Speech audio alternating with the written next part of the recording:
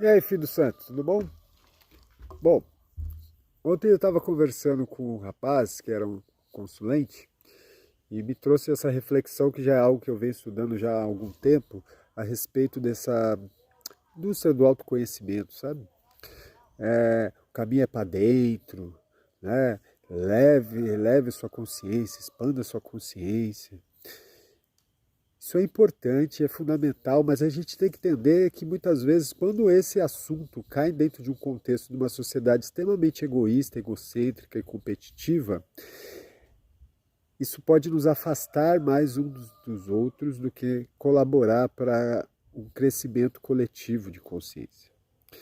Se você realmente é desse caminho de acreditar que você tem que achar o seu caminho, que sou eu, que eu não preciso de nenhuma religião, de nenhum processo coletivo, eu vou ali, tomo minha medicina, faço minhas meditações, pratico, faço minhas práticas e vou viver como se eu fosse um monge no Himalaia, no meio das montanhas, é muito bonito, né?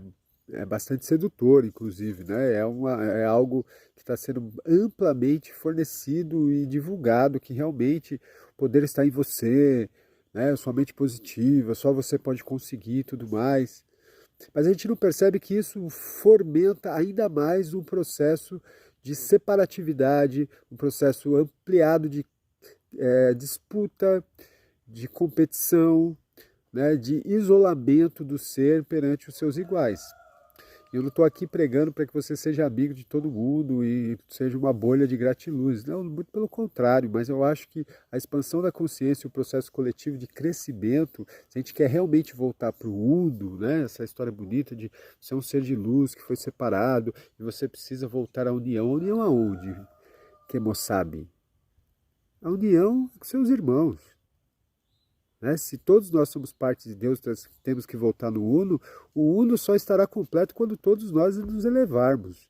Então, qualquer processo de elevação espiritual, de autoconsciência, de expansão que você pregue no sentido de ficar isolado, é um processo único exclusivamente de um egoísmo espiritualista 2.0 da nova era. É bobagem. É bobagem. Né? Se hoje nós estamos vendo tanta gente na rua, tanto morador de rua, tanta gente passando necessidade, será que isso é só uma questão econômica, de governo, ou é um estado de consciência social do qual nós estamos priorizando as nossas dores e buscando simplesmente o nosso em detrimento ao todo? Se as famílias estão realmente cagando para geral, né? Inclusive para os seus. Né? Eu tolero ali o meu pai e minha mãe e olha lá, né? Passou desse grau, não sei, né? Cada um na sua.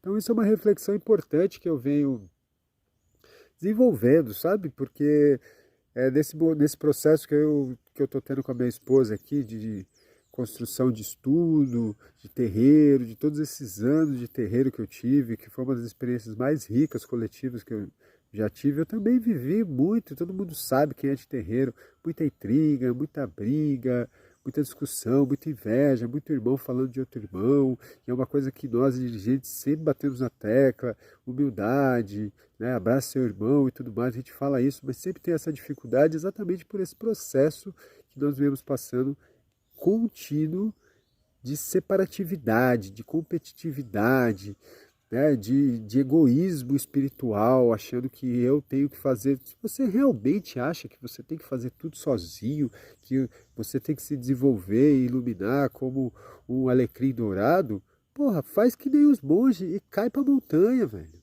Sabe? Não adianta você acreditar que eu sou individual, eu sou um ser de luz, eu vou desenvolver sozinho e no supermercado, onde milhares de pessoas produziram e trabalharam para que você acesse aquela comida, pegar o seu carro, onde milhares de pessoas trabalharam para que você tivesse capacidade de fazer desenvolvimento. O processo é coletivo. Né? Todos estamos juntos nesse desenvolvimento. Se você realmente acha que você vai voltar para esse uno e se unir, porque eu sou um ser de luz, eu preciso voltar à integralidade, só será integral quando todos se integrarem. Esse é o segredo. Não está lá em cima, está aqui. Está aqui dentro, sim, você tem que tirar isso de dentro de você. Se hoje você conhece, ou sabe, ou ouviu falar de uma história de um monge que foi para as montanhas e achou a sua iluminação, é porque esse cara voltou Quando ele foi lá, ele descobriu que ele tem que vir para cá e transmitir isso e ajudar as pessoas a chegar nesse lugar. Esse é o lance da iluminação. Então a iluminação não adianta você querer se isolar e achar que é muito fácil, né? Conversando com outras pessoas também, e eu já pensei isso muitas vezes, que é muito fácil partir para um monastério, dar um caguei para a sociedade, se enfiar no meio de algum canto que tenha o mínimo de gente possível rezando e orando e esperar a vida passar. Mas não é essa a minha missão.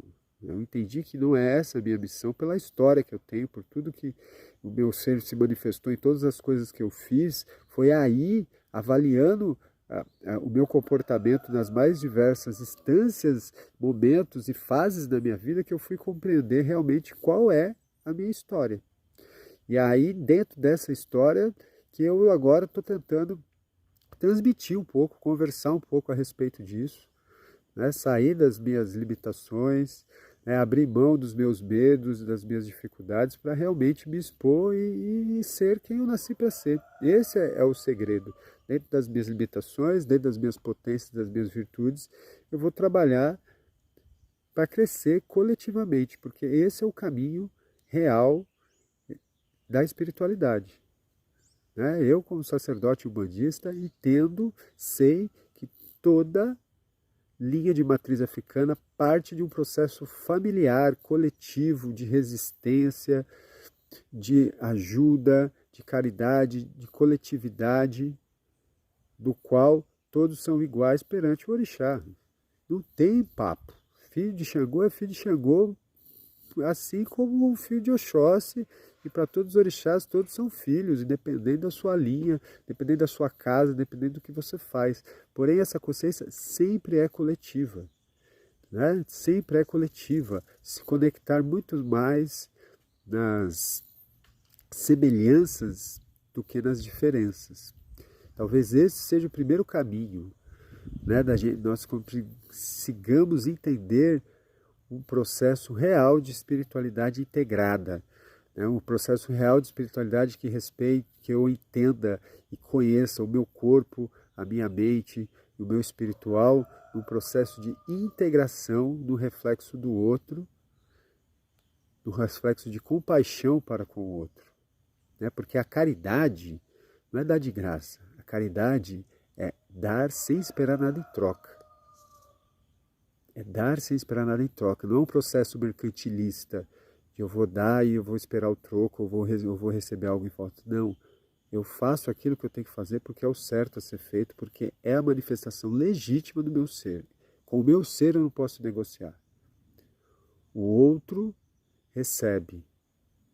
E é isso. Eu não tenho que ficar esperando, ter expectativa, absolutamente coisa nenhuma dessa natureza. Então, dentro disso que eu inicio a conversa, refletindo, é perceber realmente que a espiritualidade ela é um processo coletivo que não vai se resolver eu me isolando e achando que autoconhecimento é somente eu comigo mesmo, com as minhas dores e com as minhas dificuldades. As maiores dores da minha vida, as maiores dificuldades da minha vida, eu só consegui superar quando eu tive um abraço, quando eu vi a dor do outro, quando eu abracei o outro, minha cura veio aí. Né? Eu pude deixar essas amarras, esses pesos nesse lugar. Né? Então aqui falando também é um momento que eu tento transmitir um pouco dessa minha cura para vocês. Axé.